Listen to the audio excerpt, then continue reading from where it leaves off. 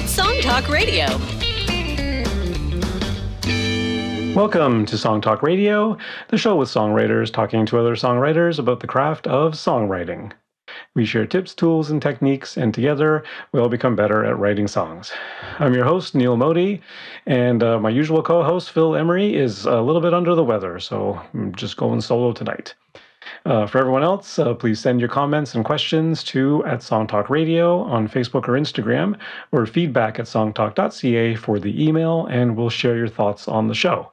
And please visit us at songtalk.ca to see the show post for this episode, to find links to resources we mention, and to download lyric and chord sheets to follow along with the songs that we feature. Tonight, we're happy to welcome composer and songwriter Micheal Bones. Micheal Bones is a classically trained violinist, composer, performer, and songwriter who experiments with looping and pedal effects to create a full band experience as a solo artist. Micheal has released 3 EPs, Bones 2020, BLACKJACK 2021, and Man in the Moon 2022-23, which are all available on all streaming platforms. He's also released several recordings in collaboration with other artists, such as hip-hop rapper Broman Fexxa, Open Wide by Mr Apomah / Kevin Oompa, Drago Kazooic and Mississauga Invasion, No Love It in Mississauga, and HELLO MADNESS. Welcome to Song Talk Radio, Micheal Bones. Hey, thanks so much for having me, Neil. Appreciate it. Great to have you on the show, and looking forward to you sharing your very cool song. But before we get to that, a couple of things I wanted to, or one thing with 2 sub things I wanted to mention and make our listeners aware of. A few episodes. We've had a Minnesota-based singer-songwriter, producer, and meetup host and all good things music, Chad Shank on the show. And of course, he runs the at-home songwriting meetup group and online community, YouTube channel, and he's a really great instructor. He does webinars and things. He's actually, in the past year or so, I think by now, he's actually teaching lyrics alongside Pat Pattison at Berkeley Online. Which is a very cool gig for him, I'm sure. And every once in a while, he drops these songwriting challenges. And I happen to be engaged in the last one. It's a month long, where I guess the previous one he did, he provided a music bed and then asked the community members to top line it, so to write lyric and melody on top of his music bed. And for this challenge, for the April challenge, he's done the opposite. He's written a lyric, just a plain lyric, and asked the community members to write the music for it. So everyone's going to go back and come up with chords and melody underneath his lyrics. And as well, he's going to be dropping one in June that is a 1-day challenge. So he's going to propose the parameters for the challenge on a Saturday morning, and then everyone has basically 24 hours, and you go back to the community group and post your song, and then he showcases them in another YouTube video and kind of talks about them and stuff. And it's a very cool, it's a great community. We have a lot of overlap with our own Song Talk meetup group, and of course other people from all over the U.S. mostly, because he's based in Minnesota, and getting a lot of. They're always happy to have our Canadian contingent that always seems to invade across the border, and always come up with the best songs, I gotta say. That sounds cool. Yeah, it's great fun, and it's a great supportive community, and everyone's really looking out for each other there, and no one's in that boat where it's like, oh, your song's never going to be on the radio. No one cares about that. They're just trying to improve songwriting with each other, and getting feedback and learning alongside each other and stuff. So it's a very cool thing. So so before we get to your song, Micheal, I wanted to ask you something which I read in your bio. Composer and songwriter. Yes. What's the difference in your view? Okay, that's a fair question. I'm primarily a violinist, and I was classically trained. I actually went to university for music, and I studied majoring in composition, musical composition, actually. So I've written for, things like string quartets, orchestra. So in my opinion, if you're taking kind of a larger kind of ensemble and grouping, then that's more of like the composing side of things. Where if, you're putting chords and lyrics and melodies, this to me is more the songwriting side. Okay. So what if you're writing a musical? A A musical? Broadway musical? Well, Is that composing or songwriting? You'd be composing, I would think there, because there'd be more than one. Yeah, I don't know if there's a clear differentiation there, but I wanted to put both because some people that are songwriters cannot write different parts and orchestrations. They might just know, okay, 1 chord, 5 chord, like this and this, like this. But when you create a composition that's like a bit more involved, you actually tend to have not only melodies interweaving with each other from different instruments, but you also typically have more than one melody going on at the same time, a melody and counter melody. And it's just, it gets a bit more complex in terms of managing the voice leading and making sure that, you're not making offensive sounds by mistake when things cross over, right? Offensive sounds. Sounds like a good name for an album. Yeah. Okay. Yeah. No, I think that's a fair definition. That's a pretty good definition. Yeah. Certainly more complex arrangements of other instruments seems more composery. And yeah, like you say, one voice, one vocal, one instrument tends to be more songwritery for playing sure. Like your piano or your guitar and singing on top. And singing on top of it. That's more songwriting. Yeah, for sure. I mean, undoubtedly that's songwriting, but but you're right. I mean, some instances things start to get a little blurry sometimes. But yeah, very cool. Okay, so let's get going here. We'll listen to Michael's song "Coffee." Just to remind everyone, on the website songtalk.ca, on the show post for this episode, the lyric sheet will be there available for you to follow along and in the listening and in the discussion afterwards. So let's go.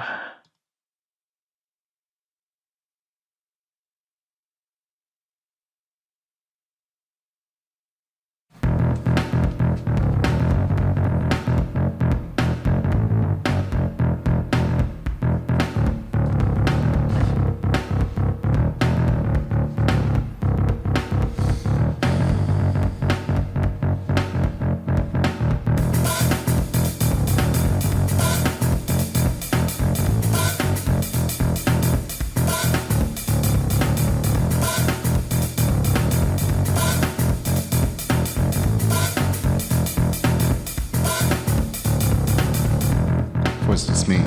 Mr. Coffee, try me. No more coffee, black. No more coffee, half and half. My coffee cup, it never runs out. Me and my shadow, you can't get enough. As I walk out into the world, I found a flowing river of coffee like gold. The beats are sweet and the roast is slow. Drinks of coffee, sip by sip. Coffee cream, coffee so sweet. Coffee true, doubled up, cup, cup, cup, cup, cup, cup, cup, cup, cup.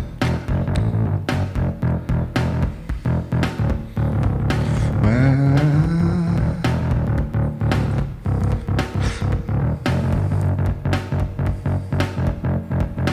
9 in the morning, coffee to go. As I walked out of the world, I found my own shit out. Walking in the dark with the roast of my dreams. Drinks, this coffee, liquid as it seems. Yeah.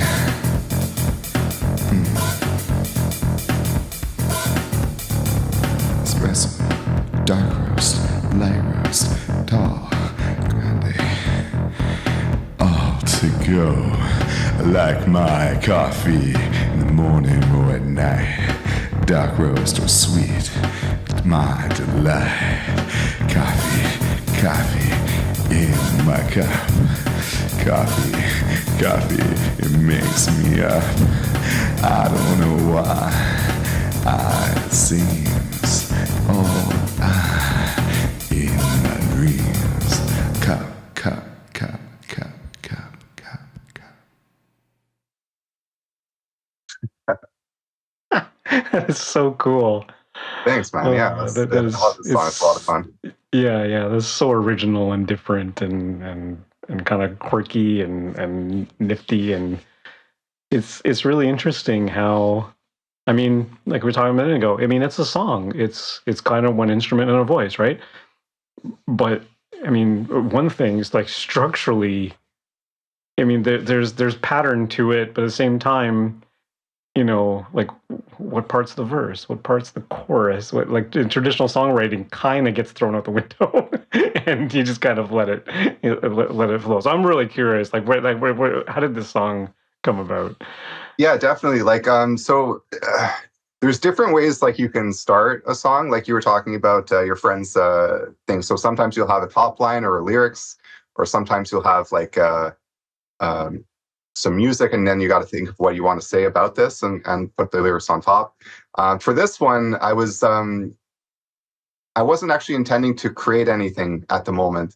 I was just in playing around with one of my synth programs in my computer, and this is what I call a sound design session. So sometimes all I do is like try to find cool sounds, and I might not have a place for it, but I'll save okay, I like how I've tweaked all these settings, and I might use that later. But this one, I came at this kind of growly, kind of bassy synth thing, and I was having my coffee in the morning, and it was just a really, really satisfying dark roast, and I was just having a great morning. And then I was just I have a keyboard, a MIDI keyboard, so I was kind of like just tickle, tickle, tickle, and then I was thinking of this more kind of being like a bass, like boom, boom. But then I kind of came up with this little melody, and I'm like, that sounds actually really cool on its own. So as I was playing around with this melody, it kind of came to me like, it should be about coffee, because this is where the inspiration came from. And I just started, writing up like, what would I say about my passion for coffee?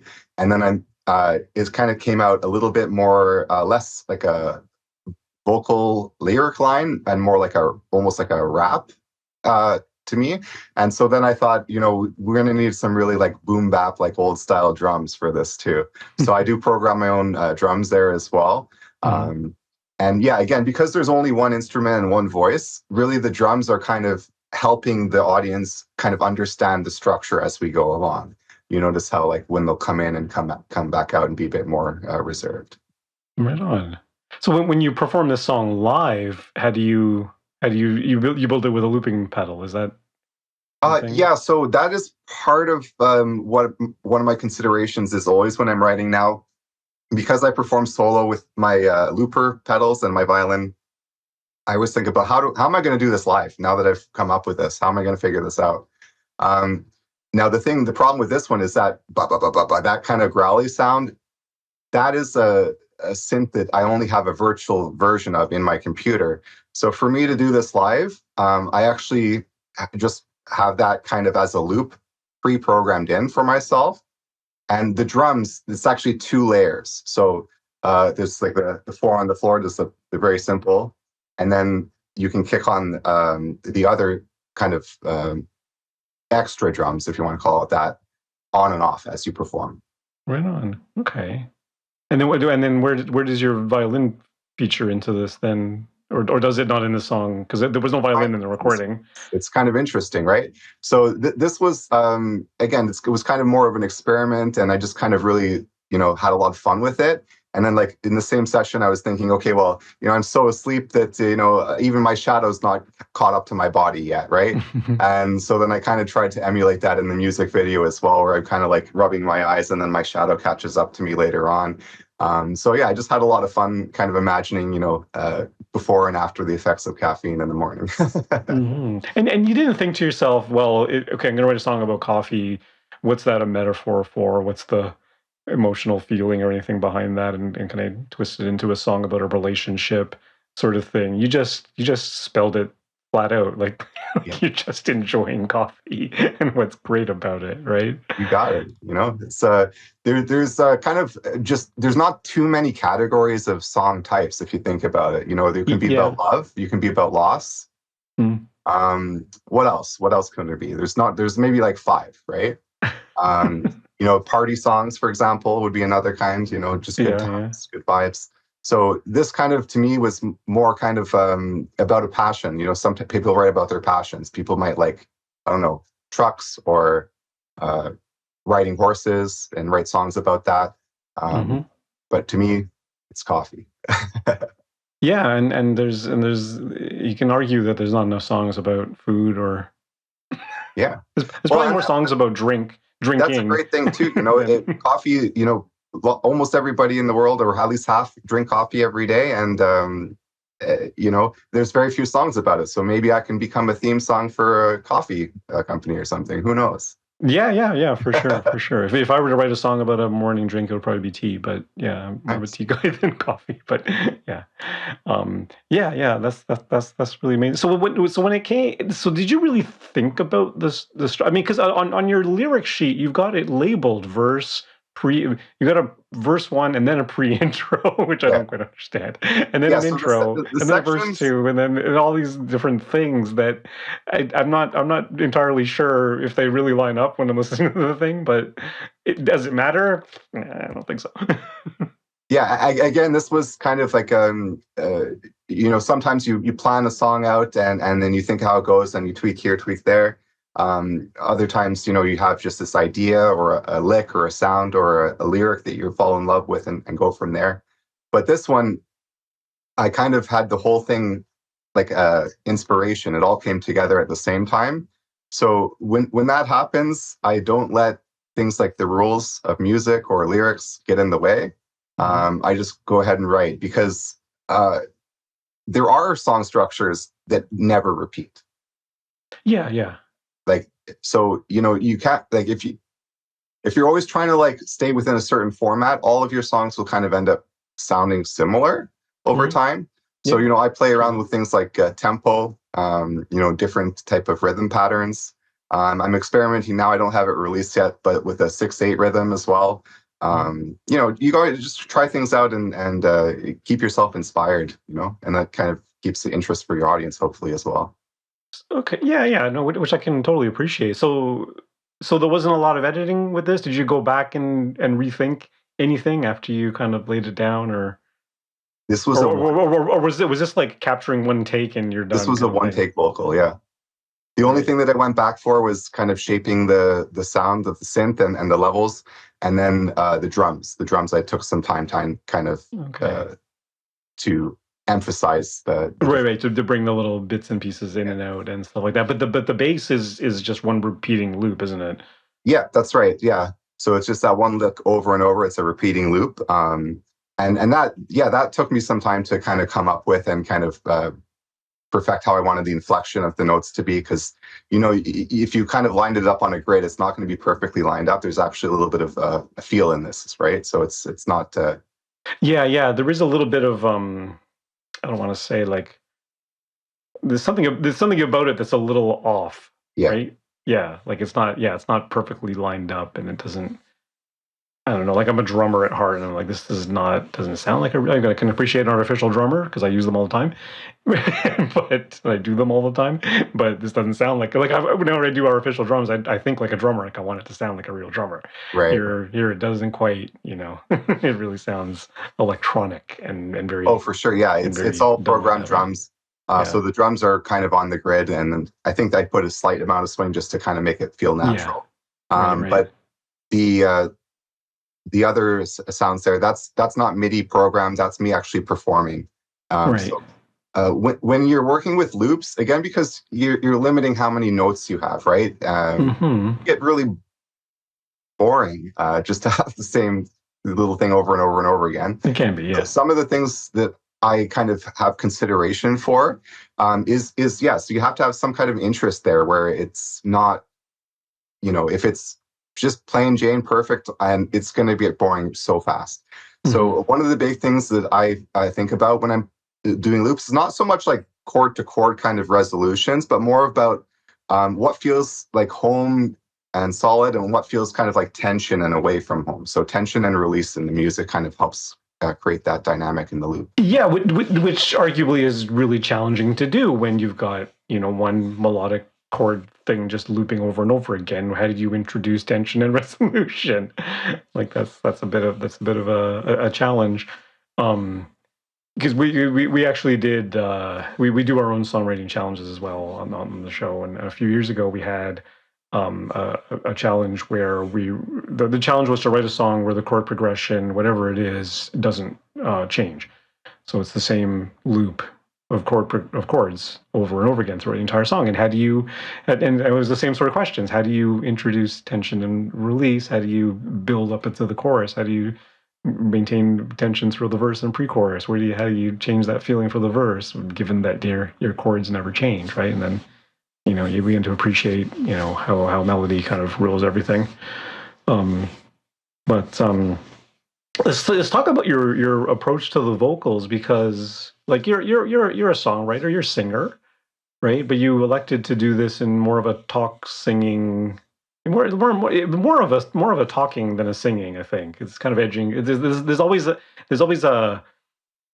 it's a spectrum, right? It's not you're either talking or you're singing. There's sometimes there can be a really blurry line, but I think you're edging more towards talking, but it's rhythmic and it's very, very musical, in fact, right? Yeah, definitely. Like, I have because I've been playing violin for my entire life. I don't want to say perfect pitch, but like pretty good pitch recognition. So whether I'm singing or not, my voice will kind of naturally kind of tune itself to be in tune with the melody.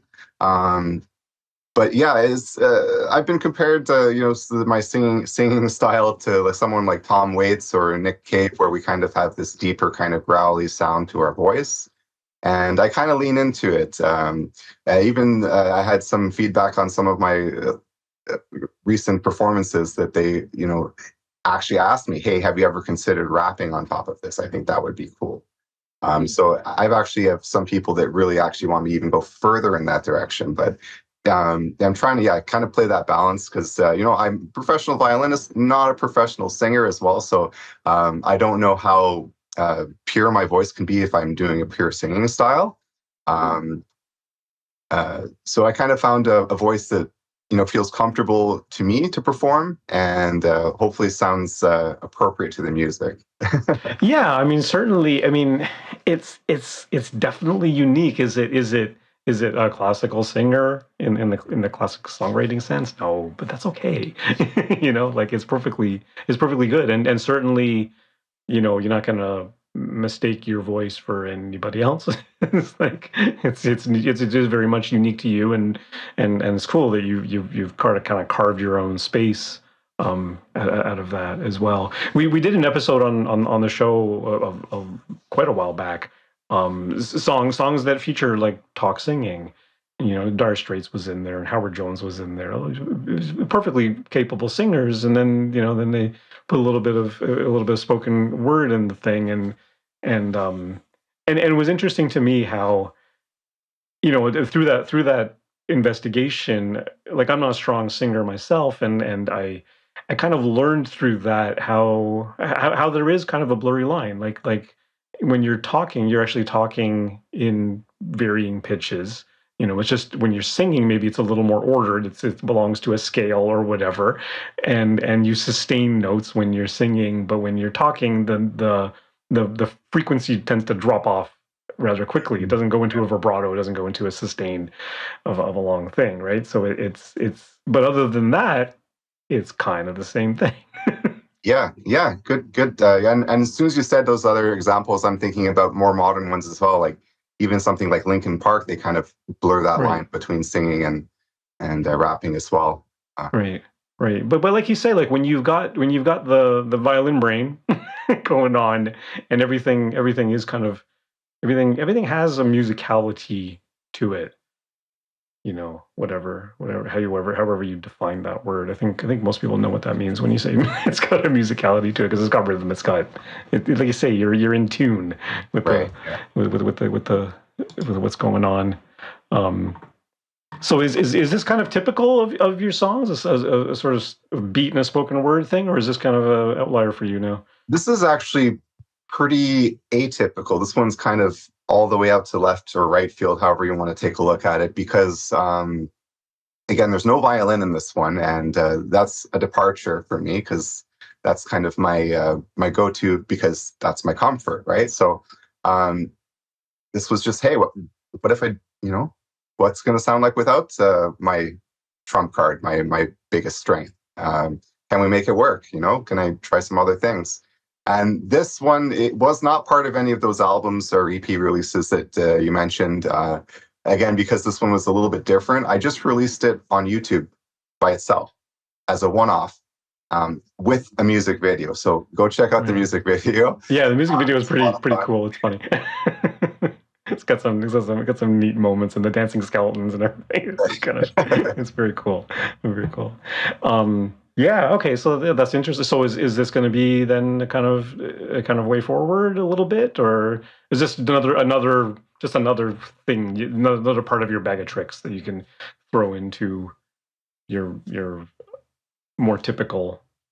Yeah. So I mean, I guess over time I'm developing like a style and kind of a sound, but at the same time, like I said earlier about like tempos, about different things, rhythms, I'm always trying to play and experiment and do things differently and create things that are, what if this, what if that, and kind of thing. So, sometimes I explore in a way that no one else but me is going to hear because it didn't work out, or this kind of yeah.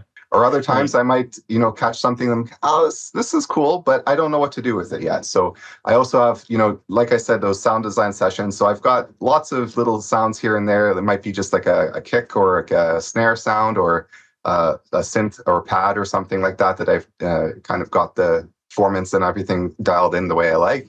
And then it just sits there. It might be a year, it might be 5 years before I find a place to put it in, Yeah, well, I know that feeling. I mean, many saved files that are like just random bits of things.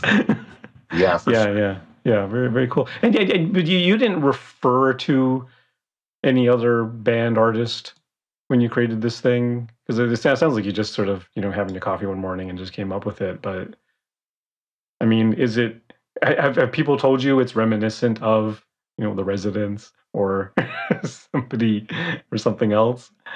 No, I haven't actually had any feedback on any comparisons on this one. Okay. I had a few people that, really enjoyed it and thought it was fun or funny.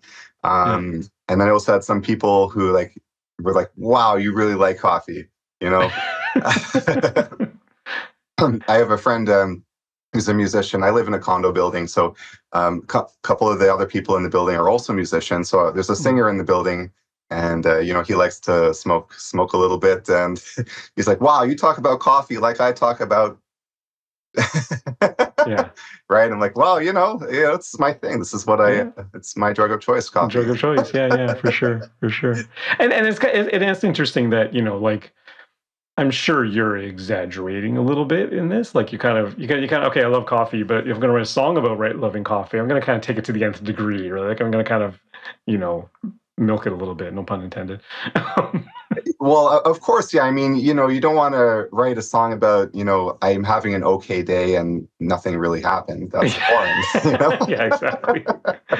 But at the same time, I'm only exaggerating a little bit. People that know me really well really know that, that's one of my top joys in life. Yeah. Okay. Cool. I love the way actually you used cup as a percussive element. Yeah. It actually becomes a drum. The way that you deliver it does. For me, it was more like I wanted to have the effect of we're echoing out of the song and into my mind. It's kind of what I was imagining. Right. I'm or the other way around. I'm picturing and imagining this river of coffee, and I'm trying to wake up and find all this beautiful golden liquid that I'm going to wake me up. But I'm still kind of hazy and dreaming, right? So it's kind of that transition between the waking and sleeping state that I was trying to. Oh my God. You said that. I just had a flashback to Homer Simpson's Land of Chocolate fever dream. You don't remember that bit? Oh. Definitely go visit that. He was talking to I think it was Germans or whatever that took over the power plant in Springfield, and they were talking to him, and And one of them said, "Yeah, Germany is like the land of chocolate." And then Homer starts dreaming, "Ooh, the land of chocolate!" And all of a sudden, he's swimming through rivers of chocolate and Yeah, eating all the yeah. It's kind buildings of and like that, everything. exactly. Yeah, Yeah, that would have made an interesting video. yeah. I don't have those skills yet. No, no. Actually, I am. That's one of the things I'm working on now, more than the songs, is kind of going back and putting some video to some of my songs. So if you check my YouTube, I have released in the last year or two a few music videos for some of the singles on those EPs.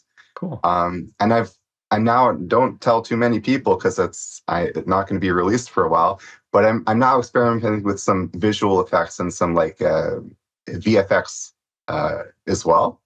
So I've got a few shorts. I like to experiment and see what things lead to. So I've got a few YouTube shorts, kind of me playing around with things there already. I take my head off and move it around, things like that. Right.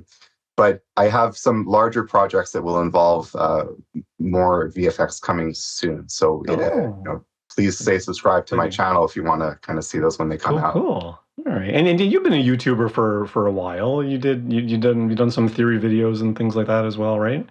Like more instructional type of things, or? Well, that's actually fairly recent for me. So I've been on YouTube since 2020 for my music. So my music lives there as well as on Spotify and all the streaming platforms. But in the last year and a half or so, I kind of started to kind of see that, hey, I think I like YouTube as my platform of choice to kind of express myself, because I feel you're getting a better connection with your audience a lot of the time.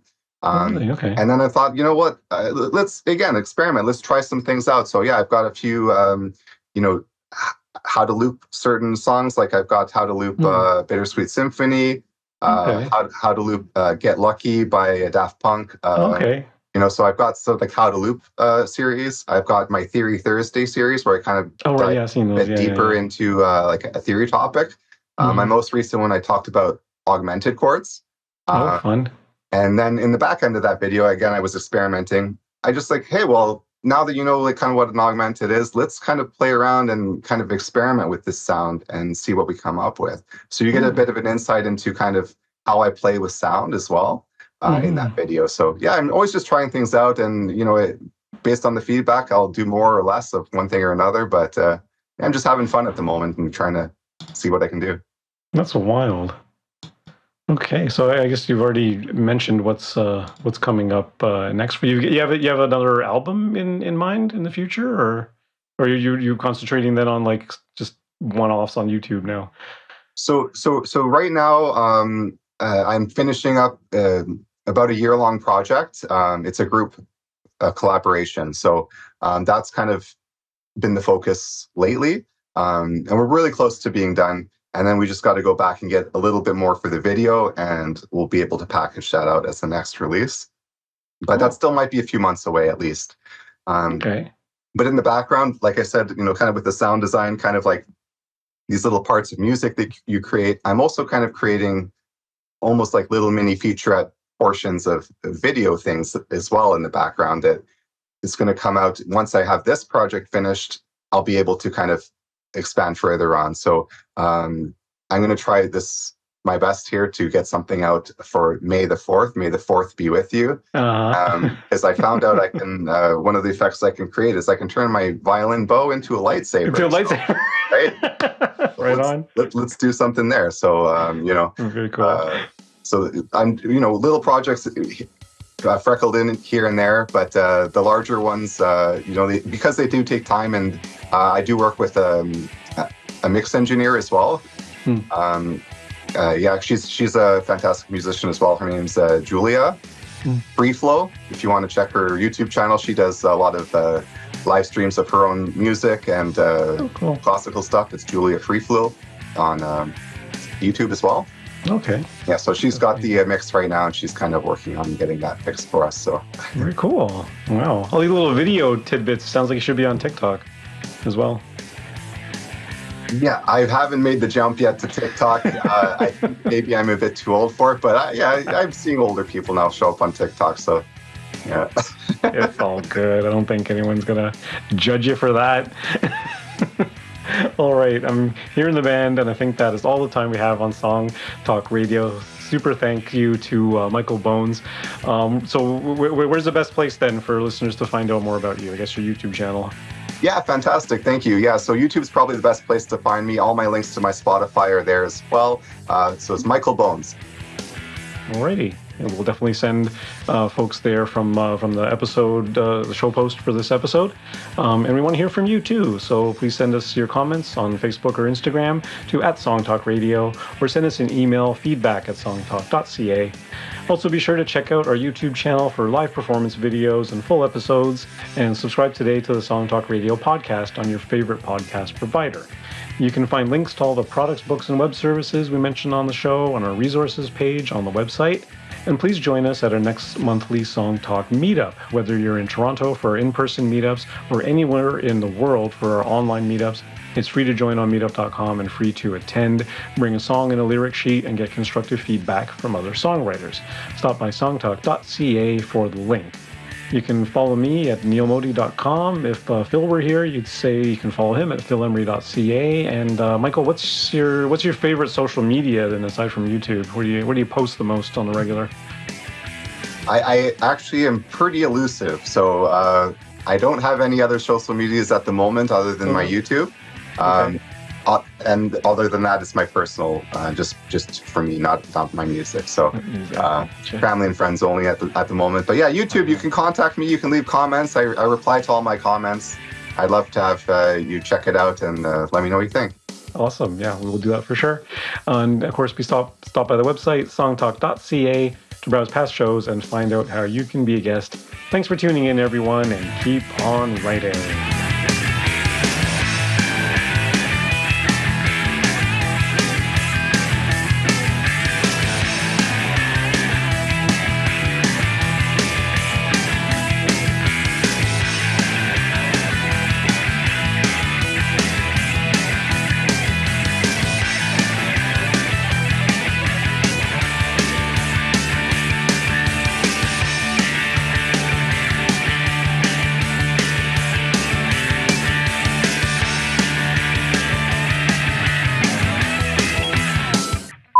Okay, that was cool. That was super fun. Yeah, thank you, Neil. Appreciate it. Yeah, my pleasure. Absolutely. I guess I should have mentioned as well about my Circle of Fifths video. That's kind of a big project I'm working on as well. Oh yeah. Because I saw yours, and again, like that's it's an onion. You only kind of covered one layer to me, and we can go so much deeper into that. Like I don't know if I think I might have mentioned to you last time we had dinner. Okay, what's the first scale in the Circle of Fifths? C, usually, right? Yeah, usually. How do you spell the C major scale? What do you mean? How do you spell it? C, D, E, F, G, A, B? E, right? Yeah. So if you put on top of the C, what are the first four notes of the C major scale? C, D, E, F. E, F, yeah. Then go on top of G. Put the next four of the C major scale. G, A, B, C. Great. So that's the last half of the C major scale, but it's Right. the first half of the G major scale. Yes. And that goes all the way around the circle like this. Okay. What do you do with that? Well, so what do you use the Circle of Fifth for? The way I've always historically, like when I learned about it in grade school or in high school maybe, that it tells you how many sharps and flats are in every key signature. And that was kind of where my learning on it ended. And then years after we started this podcast, I read a little something about Beatles songs and how they borrowed from different key signatures for certain chords and things like that. And so then I started thinking about how, all the pi segments that are joined together, those are your six sort of diatonic chords. And if you want to experiment a little bit, you can branch out and go to the next pi segment over and borrow that chord, or borrow one from two pi segments over, or three pi segments over, depending how daring you want to be, right? And I sort of did some examples with Beatles songs and in my own songwriting and stuff. And we did a blog post on my own website, and on the same one on the Song Talk website. So that's kind of where it ends for me. Although last year we did a our songwriting challenge was to write a song in an unusual mode. Oh, nice. Yeah. Right. And then I realized how the circle of fifths lines up with the modes Yes. as well. Right. So there's another layer of the onion. And the minors there. in the inside of the circle as well. Yeah, the minors being inside. And then if you take a look at the relative majors and minors together, the top and bottom, that's the 6 and the 1 chord. And then you have the 4, and then you have beside it the other chords, the 2, the 4, 2, the 3, the 4, and the 5. Yeah, exactly. Yeah, so yeah. You can see the chords that way as well. Yeah. But kind of what you said, what you can also use the circle for is kind of to see the relationships between keys and how you can kind of go between. Yeah.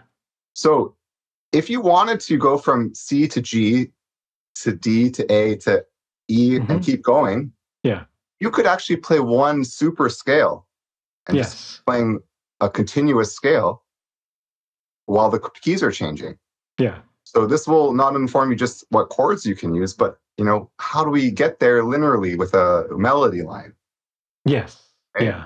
I recently heard I hadn't heard this before. Joe Satriani did a solo thing on his guitar that was just basically and Coltrane as well, right? So yeah. This has been something that's kind of been studied for some time. And then there's also kind of these weird kind of mathematical, metaphysical things that start to pop up as well once you get really deep into it. These relationships, again, they're based on music theory, which is based on how we perceive pitch and sound. And I think you mentioned in one of your videos already the relationship of 3 to 2 and 4 to 3 and all of this in the harmonic series. Yeah. And that's what is basing all of our music, right? Yes.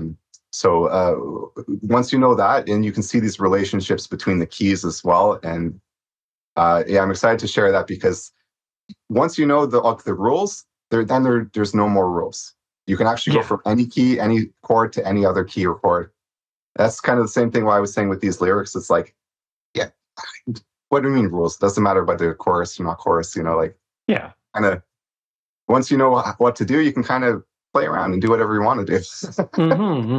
Yeah, for sure. And like for me, I'm piano player, so I've been borrowing chords for a long time, right? Like I have fun jumping around and going to different places for my bridge and all that sort of stuff. When we did the songwriting challenge last year for a mode, I deliberately set myself up to I'm going to play in Mixolydian and I'm going to stay in Mixolydian. That was the challenge for me because I want to go borrow something from somewhere else, but I stayed in F Mixolydian for the entire song, and that's what I got. So that was the. Now, did you use that? I find that when you put like really stringent parameters on your songwriting, then you can actually be more creative in a lot of ways. Yeah, usually, for sure, definitely. We actually had in one of our first composition classes in university, we couldn't even use music notes. We had our I dropped it. Pencil, our desk, and then the pencils and desks of our classmates. Write a song. What? What sounds can you make between a pencil and a pen or a table? Yeah. Is it going to sound different if you drop it sideways or this way? You start to kind of think about the texture differences of what if there's 3 of them or 1 dropping it by itself, or Yeah. So you really have to start thinking outside the box, and then, how do you write it in so they know how to drop their pencil? Like, how do you notate that? Yeah, how do you notate that? That's hilarious. Yeah. That's like Stomp. Remember Stomp? Yeah, that was fun. Yeah, it was amazing. Just like all these things out of ordinary objects and stuff. Yeah, that's interesting. That's and that does, and it's very revealing about the relationship between sound and music and how, again, it's kind of a blurry line when you really understand it. Oh, for sure, yeah. There's that one video I keep sending our listeners to. Andrew Wong. You know Andrew Wong? He's a YouTuber. Oh, Huang, H, yeah? Yeah, he pronounces it Wong. Oh, yeah, no, sorry, just making sure I knew the name. Yeah. He's in Toronto. He's a Toronto artist. He's a Toronto artist. And he has that one video where he does, it's like 12 minutes long, and he goes deep on harmonics and the relationship between naturally occurring harmonics and how it goes from there to because every harmonic is like the first few harmonics are like a perfect fifth and a perfect fourth, then a major third and then a minor third and all that sort of stuff, right? And all those naturally things, that's how we kind of derived at the scale. And then we threw a big wrench into it by inventing equal temperament, very much a human construct, but that allows us to be more creative by doing things like borrowing into different key signatures and stuff like that. But in the span of 12 minutes, he just like completely blows your mind. And he gets into that thing where everything, every sound and every piece of music, and by virtue of every sound, is basically a combination of sine waves. Yeah. Right? Yeah, so I've seen that video as well, and Yeah. he had a video before that where he mentioned something, and he was like, "This is crazy," and then I commented, "That's just the harmonic series." Like, Yeah. oh. And then he made this video, so I think maybe I helped it kind of influence him, maybe, but I don't think Perhaps. so. Yeah, Really. maybe. Yeah, Who knows, perhaps. right? Because Yeah. I've studied this too, and this is how strings work. So, like, as a violinist, like we know that intuitively because how we play. You're dividing the string. Now, here's an interesting thing. So if you keep adding those the harmonics up, you get fifth and whatever. So what you might notice is eventually you're going to spell a major chord. Mm-hmm. Then you're going to spell the add 7, add 9, add 11. Right. You actually build up into the whole scale. Mm-hmm. But what kind of scale is it that you're building in the harmonic series? Is it a minor scale, Lydian scale, major scale? Chromatic scale? So it's actually a Lydian scale. Okay. So you would think it'd be major because that's kind of what we base our tonal system off of. But Well, it's actually starts there, doesn't it? with a sharp 4. Yeah. The actual harmonic fourth is higher than our major fourth. So right. Okay. Lydian, it's actually the brightest sound we can get. Right. Yeah. So yeah, once you kind of realize that, you kind of like, okay, well, all they're doing is stacking the different kind of natural occurring harmonics on top of each other to get this sound. Huh. Is that why, like, when you look at the modes, is that why we stopped at Lydian? Like, how come, like when you go on the flat side, you can go all the way to Phrygian with 5 flats, or Locrian with 5 flats, right? Compared to the C major. But you go to the sharp side and it's only Lydian. And there's Right. Because if you had 2 sharps, the second you would already have a dissonance from the C to the C sharp, because your second sharp would be in C major. Your second sharp would be C sharp. Yeah, so Lydian is the brightest mode, followed by major. You can't go any higher up in the bright side. But why not? Why can't you go any? Like, is that actually a hard limit on? Because of the way scales work. So like you need a couple rules. So you need for all the modes, all the major minor scales, we have a couple rules. Of course, like I think there's the exception of natural minor where we have the or I think there's also one mode as well with that kind of augmented second or larger interval. But all the other scales are either semitone or whole tone gaps, and we represent each letter. Yeah. So with those rules, there's only so many combinations. Okay, fair enough. And then if you rank them in how like bright and happy major they sound versus minor how dark they sound, you can go all the way set to like Locrian on the dark side, and then all the way bright to Lydian. Yeah, and you're right. It is a spectrum, and major's not even in the middle. It's really up there on the bright side. I forget which one's in the middle. Probably Dorian. No, I don't know. Whatever's in the middle, because there's 7 of them, right? So this one of them's in the middle. Minor. Pretty sure it's minor. Oh, minor, just alien. Yeah. Okay, fair enough. Yeah. It's really fascinating when once you crack that egg open, it's like there's so many. Like you say, it's an onion. There's so many layers to it, and it. But the circle of fifths is just incredible in that you can reveal all those things, but it's such a simple device, and yet it's all there. It explains everything pretty much. Yeah, so I'm going to go even deeper than Andrew Fong's video, but that's why it's taking me time, because every time I get that next piece, I'm like, oh man, then that means this as well, and then oh no, and then so. Oh my god! Okay. Yeah.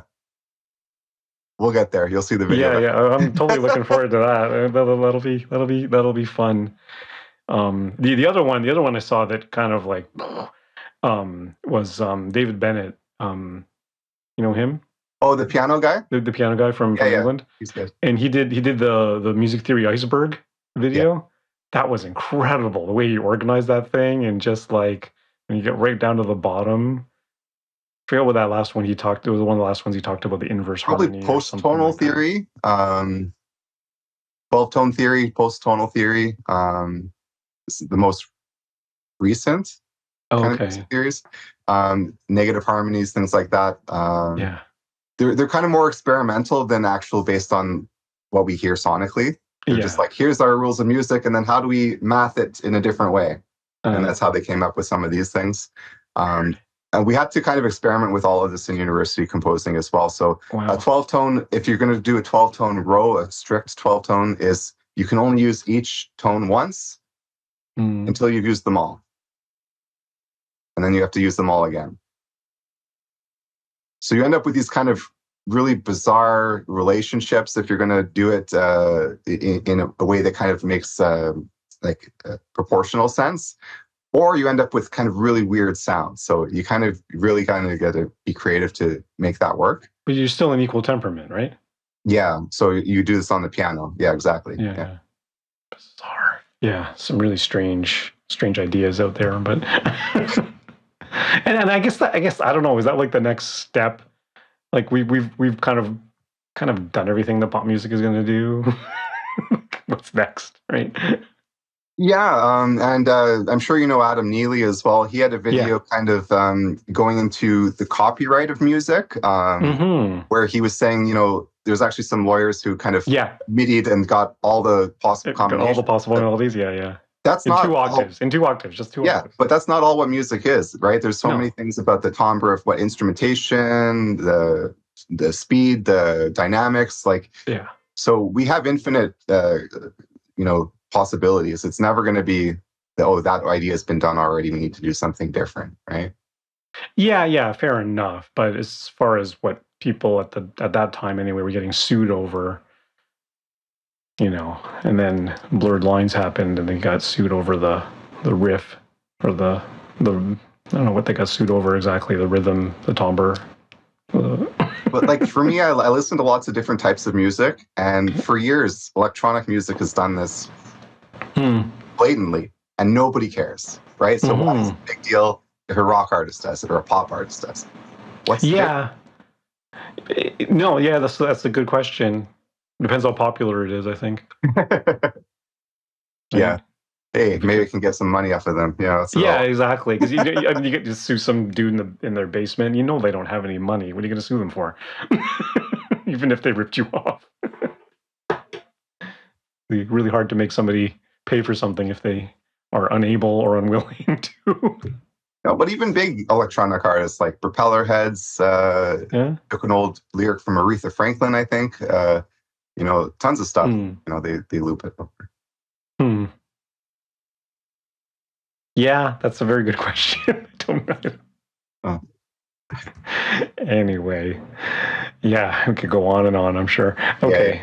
All right, man. With you, man. Yeah, it's great hanging with you. I'll let you know when the podcast drops.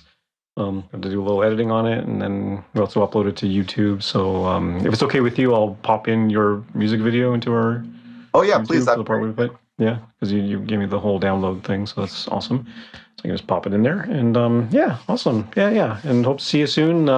Another open mic or hanging out. Yeah, I'll be at the Dexter Collins at the end of the month. Oh, really? Okay. Yeah, we have to come back there. We did the one near my place, the Function Bar at Yonge and Eglinton. Oh yeah.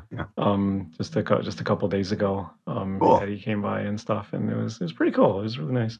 But yeah, that's what we're trying to do more recently, is hit some more open mics. But Coolins was fun. It was just so great, and Matt's such a great guy, the hosted and everything, and very gracious and everything. So yeah, always a fun time there. Cool. Are you actually doing a show there, or? No, it's Matt's event again. It's Matt's event. Okay, cool. Yeah, I live just next door to the bar, basically, and a $5 Uber away. And I also teach at Main Street Music, which is I just walk over after. Which is just down the street. Yeah. Which is the reason I like this open mic, because it's literally a 7-minute walk. Right. Yeah. So I'm like, yeah, let's go here, because I don't have to grab my drumsticks and head over. I'm good. Cool, man. Alrighty. Okay. Well, have yourself a good night, and we'll be in touch. All right. Appreciate it, man. Have a good one. Okay. You betcha. Cheers. Have a good one.